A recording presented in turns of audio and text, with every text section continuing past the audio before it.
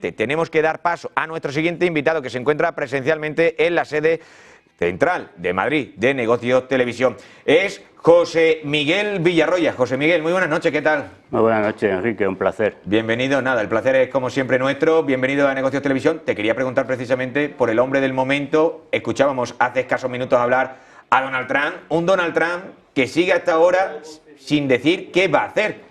La gente sigue muy pendiente de precisamente Israel e Irán. Seguramente que sus mandatarios, sus líderes sigan muy pendientes.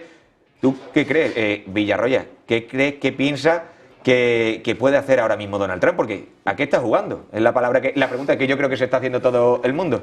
Pues esta es la pregunta del millón, ¿no?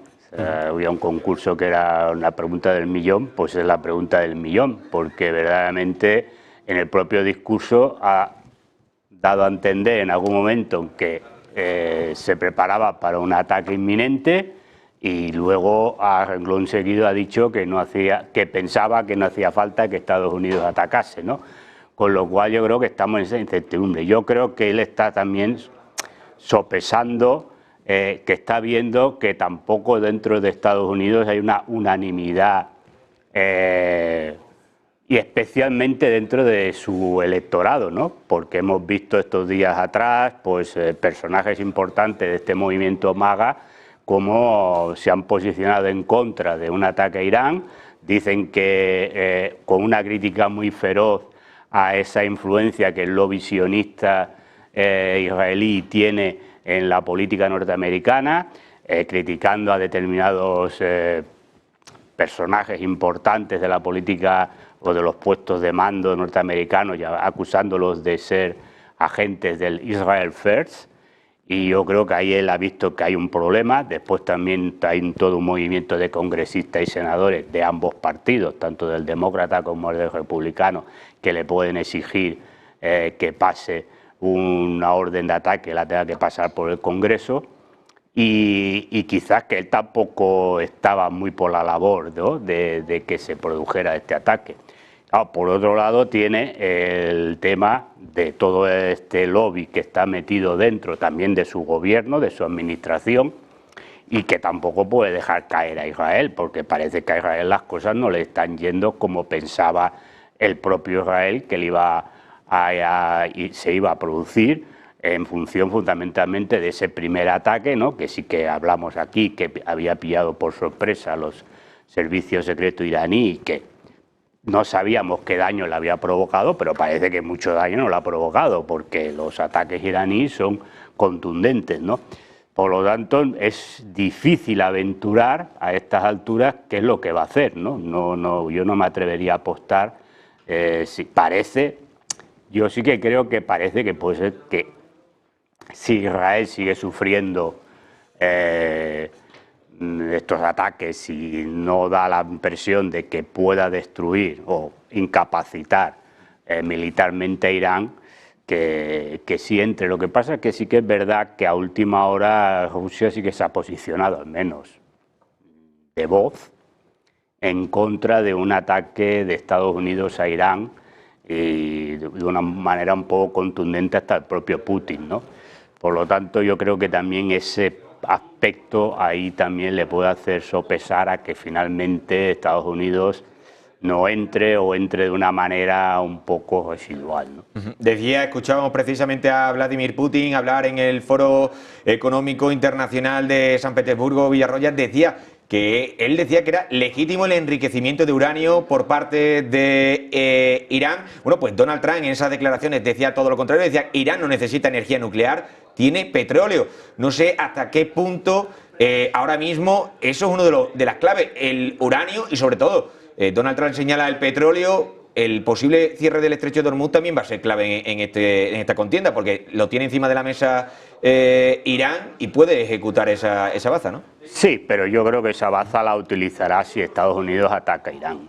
Yo creo que mientras lo que siga ocurriendo es lo que estamos viendo, es decir, Israel ataca a Irán, Irán le contesta, Irán ataca, Israel contesta, yo creo que Irán no va a utilizar la carta del cierre del estrecho de Hormuz. Yo creo que el cierre del estrecho de Hormuz es una carta que se aguarda si Estados Unidos ataca a Irán, porque entonces evidentemente hará daño a Estados Unidos y hará daño a los aliados de Estados Unidos, a la Unión Europea. Pero claro, cerrar ahora el estrecho de Hormuz también perjudicaría, a lo mejor a Rusia no tanto, pero a China sí, ¿no? Y en esto pues, tampoco a Irán le interesa en estos momentos pues que China tenga problemas cuando China pues también diplomáticamente le está apoyando, ¿no? Entonces yo creo que eso es una carta que Irán tiene ahí, que todo el mundo sabe que la puede utilizar en cualquier momento, pero que la guardará en caso de ataque de Estados Unidos, ¿no? Cuanto, bueno, Putin le ha dicho que cada país, todos los países tienen derecho a enriquecer el uranio, ¿no? Otro tema es si lo vas a utilizar para construir un arma atómica, este es otro tema, ¿no? Pero para energía civil, todos los países, España lo hace, Italia lo hace y muchos países lo hacen, ¿no? Por lo tanto, ahí Putin ha dicho una obviedad, es decir, que no, eso no tiene, porque además no se nos ha demostrado, no ha aparecido ninguna prueba tangible de que Irán estuviera haciendo investigaciones para construir una arma nuclear, ¿no? Estamos como las armas de destrucción masiva de Irak, etcétera, etcétera, etcétera. Y entonces, pues bueno, yo creo que ahí el relato que se intenta construir es que Israel ha hecho un ataque preventivo antes de que Irán llegara a construir la arma atómica, pero me parece que esto es más un relato para justificar el ataque que una realidad, ¿no?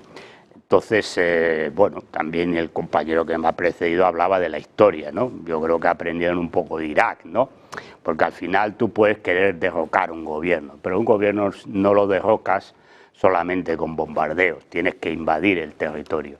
Y Irán no es Irak, es un país muchísimo más grande, tiene un ejército mucho más poderoso, una población más cohesionada, la oposición iraní está prácticamente fuera y aparte no tiene ninguna representación dentro, es decir, es muy complicado, sería muy costoso a nivel de bajas una invasión terrestre porque sería la única manera de eliminar el régimen de los ayatolás, si es la pretensión real y final que tienen, ¿no? Y también para destruir la central de Fordow necesitan la superbomba, y no una, tienen que tirar varias. Aparte del peligro de escape nuclear que eso provocaría en la zona, no solamente en Irán, sino en toda la zona incluso Afganistán, Pakistán, la zona del Cáucaso, etcétera, incluso hasta podía llegar a Israel según soplara el viento, y eso yo creo que aparte la utilización de esas bombas, yo creo que ahí sí que podría haber una respuesta contundente por parte de Rusia y de China, y yo creo que es lo que se está tentando un poco Donald Trump para no realizar el ataque, ¿no? Y además imagino que aunque no se esté diciendo, debe haber algún tipo de negociación diplomática interpuesta entre, supongo que Rusia debe hablar con Irán, con Israel, o Rusia habla con Irán y habla con Estados Unidos, ¿no? Y entonces supongo que se está esperando a ver qué puede llevar a cabo estas negociaciones, que no las vemos, pero es evidente que las debe haber. ¿Estaría sobre la mesa, hablas de negociaciones, la opción de un cese al fuego? También escuchábamos a Donald Trump, que él precisamente podría respaldar incluso un cese al fuego. Escuchábamos antes funcionarios israelíes que habrían dicho a la CNN, al medio CNN, que podrían hablar con líderes cercanos para haber un posible alto al fuego. No sé si estamos cerca de ese alto al fuego o van a seguir creciendo las hostilidades. Y también te quería hacer otra pregunta también. Hablabas de un poco de la historia tal. No sé si el relato de cómo está siendo el conflicto lo están manejando en principio Estados Unidos o es que lo está manejando Israel, o quién está manejando el relato de este discurso que tú decías que en principio, en las últimas declaraciones que me hacías, decías que simplemente el objetivo, se habla mucho de que el objetivo es nuclear, pero que eso no es lo que se ve en la superficie, que por debajo hay otros objetivos e intereses también que se están moviendo debajo de esa capa territorial, ¿no? De esa capa que vemos en la Tierra. Sí. Bueno, vamos a ver, si hay negociaciones y se puede llegar a un alto el fuego, no lo sabemos. Si hay estas declaraciones, pues es posible de que se esté hablando de llegar a un alto el fuego y a partir de alto el fuego, pues haber unas negociaciones abiertas, ¿no? porque Irán ha dicho a Estados Unidos que no se va a sentar mientras Israel le ataque, ¿no? Bueno, pues si hay un alto el fuego, pues podría volver a haber esas negociaciones de forma abierta entre Estados Unidos e Irán e intentar llegar a un acuerdo. Bueno, vamos a ver, el relato sirve para entretener al personal. Luego hay otras historias. ¿Cuáles son las historias? Bueno, las historias son que Irán es un país importante no solamente dentro porque es una potencia regional, es un país que puede poner en solfa diversos intereses del Gran Israel, pero al mismo tiempo es pieza básica y fundamental de la ruta de la seda de China. Entonces, es decir, si Irán, ya ha caído Siria, con lo cual ya le complica un poco a China la salida por el mar Mediterráneo, pero imagínate que Irán pues cayera o bien se convirtiera en un estado fallido como ha pasado en Siria o ha pasado en Libia o en el propio Irak, pues es evidente que China tendría muchos problemas para poder pasar sus gasoductos y sus estaciones ferroviarias, que estaba a punto de abrirse una estación ferroviaria entre Irán y China en esa zona, cuando Israel cometió el ataque. Por lo tanto, es decir, lo del arma nuclear, pues esto sirve pues para hacer un relato, pero el relato fundamental, ahí evidentemente Estados Unidos sí que coincide con Israel, porque el enemigo principal de Estados Unidos es China, no nos engañemos. Vamos a limpiar un poco, despejar un poco el escenario, ¿no? El rival es China, y es evidente que si los aliados que tiene China van cayendo, pues es evidente que China pues va a tener más dificultades para poder ser una potencia o ser potencia mundial. Por lo tanto, ese es el tema que maneja Estados Unidos. Y Israel juega a eso. Bueno, Israel, Netanyahu, ¿no? Porque parece que dentro de Israel empiezan a haber voces también muy críticas con este ataque a Irán, ¿no? Bueno, yo creo que ahí se están moviendo, hay muchos intereses. Por ahí yo creo que es la duda que tiene Donald Trump si entrar. Lo que ocurre es que es evidente que yo creo que ahí hay gente, algunos le habrán dicho, los más halcones, que hay que entrar a saco, pero supongo que otras personas le habrán dicho que es muy complicado derrotar a Irán simple y llanamente con una campaña de bombardeos, ¿no? Decía precisamente Trump valora un posible ataque con bombas antibúnker, me refiero a Fordow, las instalaciones. ¿Qué paralelo histórico sí hay? ¿Qué paralelo histórico hay con bombardeos profundos en centros estratégicos? ¿Hay alguno? Porque claro, esto es algo que en principio... No hay, yo que recuerde ahora, no hay un paralelo en utilización de este tipo de bombas atacando a búnkeres. Por lo tanto, sería la primera vez, bueno, creo, igual me estoy equivocando, pero yo no recuerdo que haya habido ningún ataque con este tipo de bombas a ningún centro y además nuclear. Y aparte que los expertos están diciendo que se podría provocar una catástrofe nuclear, ¿no? Porque es evidente que estas bombas lo que haría sería explotar la central, podría provocar una explosión del núcleo de la central, y eso provocaría una catástrofe evidentemente de consecuencias imprevisibles, ¿no? Mejor dejaba lo de Chernobyl en un chiste, ¿no? Me gustaría también, Villarroya, preguntarte precisamente qué señales del pasado cree usted que hay que vigilar para prever previsiblemente una desescalada real. Es decir, ¿qué tenemos que observar por parte del pasado que hay que vigilar para eso, para una desescalada real, para que se pueda dar? Bueno, las desescaladas en cada guerra es distinto, ¿no? No hay un patrón que todas las guerras tengan lo mismo. Yo creo que aquí el factor clave es Estados Unidos. Yo creo que si Estados Unidos, porque el propio Trump lo ha dicho, ¿no? Israel no tiene capacidad para eliminar a Irán. Entonces, si Estados Unidos finalmente no entra a nivel ofensivo, porque hay que tener claro que a nivel defensivo apoyando a Israel sí que está, pero si a nivel ofensivo Estados Unidos no entra, es evidente que llegará un momento en que esto no puede continuar, no tiene sentido. Sí, disparar por disparar. Entonces, es posible que sí que se llegue a un tipo de alto el fuego, ¿no? Porque llegará un momento en que ni el uno ni el otro va a derrotar, es decir, ni Israel puede derrotar a Irán, solo con campañas de bombardeos, y Irán tampoco.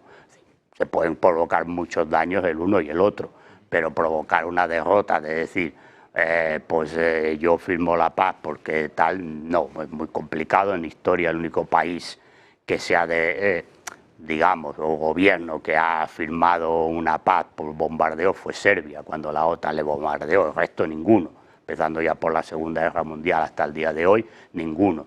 Por lo tanto es muy complicado. Entonces yo entiendo que la clave está en el papel que vaya a tener Estados Unidos. Si Estados Unidos no entra, yo creo, no digo que mañana o en 2 semanas se termine, pero creo que sí que podríamos llegar a que en breve se podría terminar este conflicto.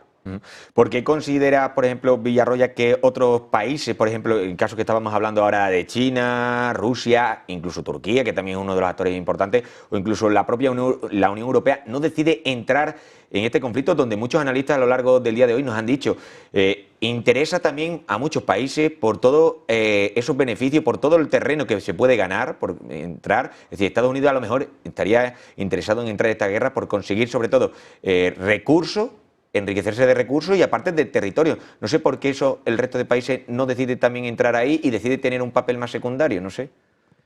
Al final siempre son intereses los que se mueven, sí, ¿no? Estados Unidos lo que podría hacer es quedarse zonas, como tienen Irak y en Siria, que son zonas donde está la riqueza petrolífera, ¿no? Sí, lo podría hacer, pero repito, para hacer eso hay que entrar en Irán. Entonces, es decir, Rusia, bueno, Rusia ya le va bien que siga Irán como está, China también, entonces... ¿Y Turquía, principalmente? Porque Turquía es un arma de doble filo, ¿no? Sí, es que Erdogan nunca sabe dónde está, porque Erdogan, por ejemplo, criticó a Israel por los ataques a Irán, pero luego permitió que los misiles pasaran por la zona de Siria que él controla y no hizo nada, ¿no? Por lo tanto, Erdogan nunca sabe lo que va a jugar.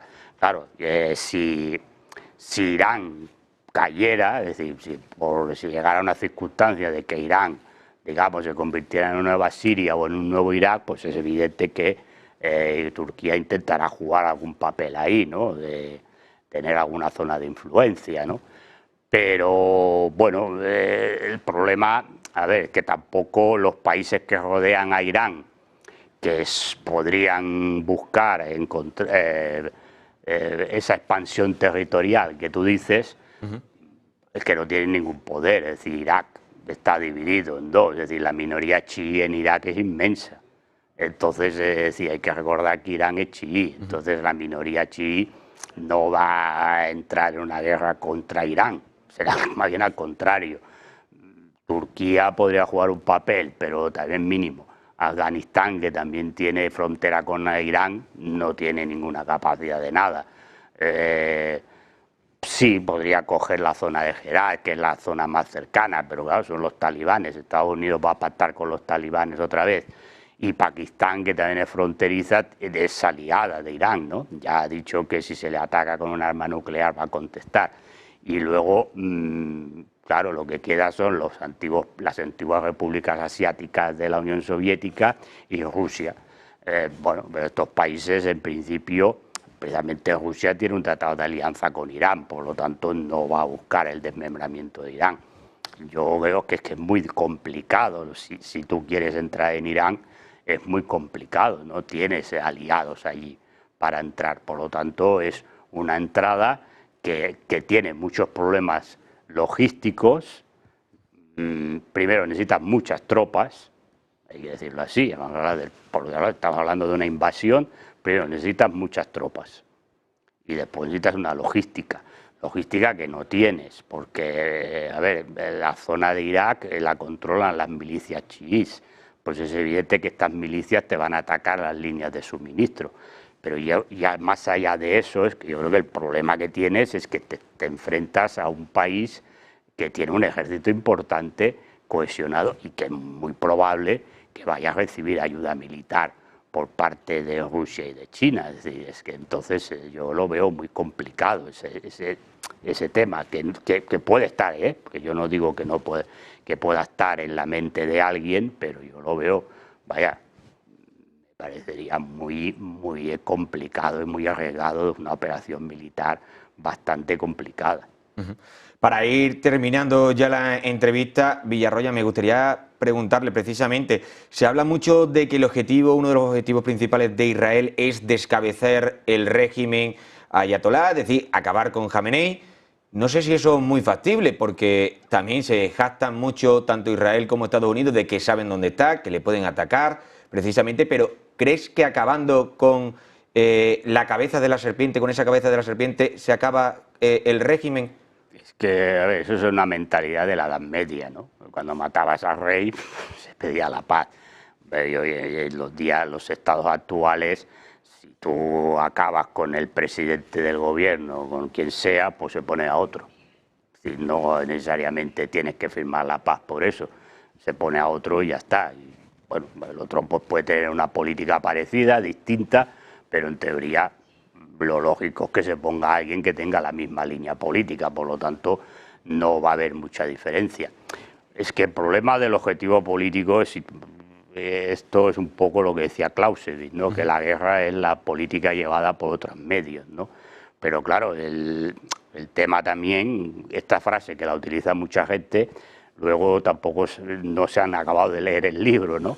Pero claro, luego también te decía Clausewitz que la podrás llevar esa política si tienes la capacidad militar para llevarla. Es decir, Israel tiene capacidad militar para derrotar militarmente a Irán, si no utiliza el arma nuclear, ¿no? Hay que decir que Israel sí que tiene armamento nuclear. Entonces, si no utiliza el arma nuclear, por medios convencionales, Israel no tiene capacidad para derrotar a Irán. Lo ha dicho el propio Trump, ¿no?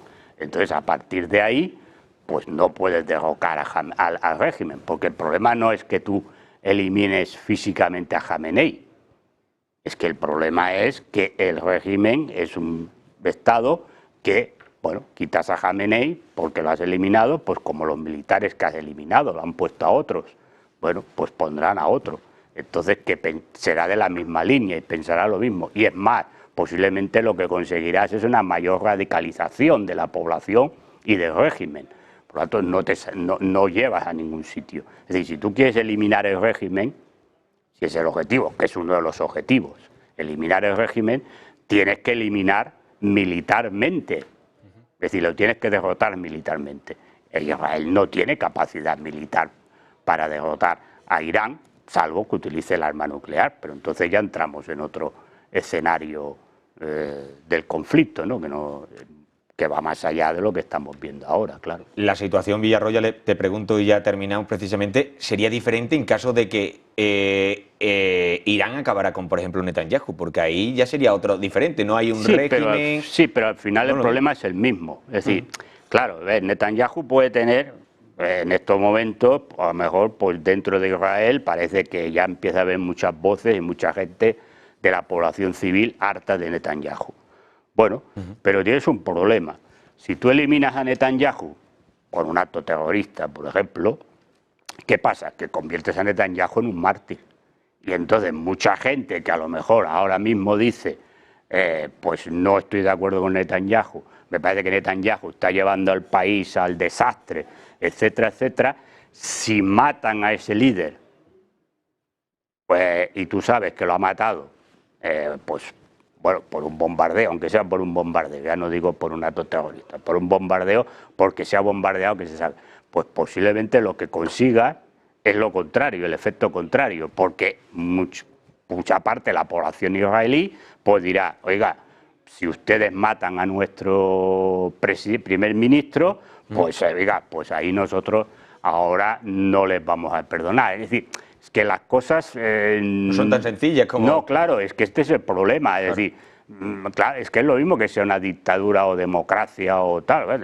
Irán tampoco es una dictadura porque se vota, ¿no? Entonces, es decir, el problema es ese. Es decir, claro, que tú puedes... A veces te vale más a cuenta que siga, claro, porque si cada vez hay más voces internas contra él, cuanto más tiempo esté, posiblemente la población se subleve más y llega un momento que este señor pues, se vaya o lo echen y entonces sí que puedes llegar a un acuerdo de paz. Es que si lo matas, lo repito, bien sea un bombardeo o bien sea por un acto terrorista, el problema es que lo conviertes en un mártir. Y con Jamenei pasa lo mismo. Es decir, si tú eliminas físicamente a Jamenei, pues yo seguramente, vamos, 100%, es que la población iraní pues se va a poner mucho más a favor del régimen, se va a radicalizar mucho más el régimen, y la persona que pongan pues será una persona que seguramente seguirá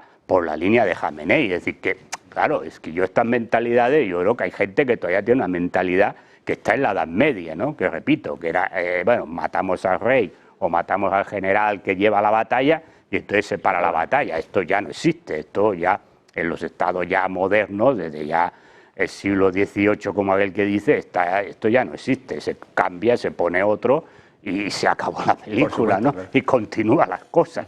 Es decir, y además, pues repito, posiblemente con una mayor radicalización de la población y que haga mucho más difícil llegar a un acuerdo, porque imagínate, eliminas a Netanyahu y entra una persona que dice, no, yo firmo la paz, pues yo creo que lo voy a tener bastante complicado.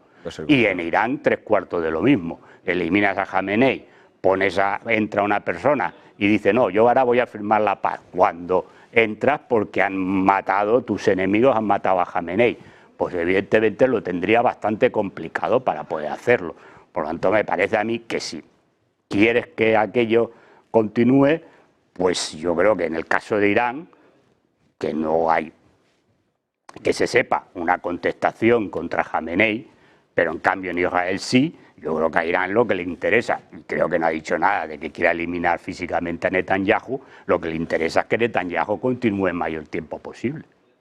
José Miguel Villarroya, historiador, le tengo que dar las gracias, agradecerle, es un placer hablar siempre con usted y estaríamos tiempo y tiempo, todo el tiempo que quisiéramos, hablando porque da gusto escucharle y sobre todo esos análisis que hace usted. Por lo tanto, le agradezco enormemente que se haya pasado esta noche por aquí, por Negocios Televisión, por esta sede de forma presencial y que hayamos tenido el placer de contar con usted y de charlar en este rato con usted, ¿de acuerdo? Ha sido un placer, Enrique, y ya sabéis que cuando me pedís, pues está en mi posibilidad de, bien sea por duplex o bien sea presencial, pues es un placer siempre estar aquí y escuchar, al menos una televisión que da otra imagen y otro tipo de informaciones que no aparecen normalmente en los medios, digamos, tradicionales, ¿no? Eso es. Bueno, pues sabe que esta es su casa y que siempre podemos contar con usted y que puede contar con nosotros.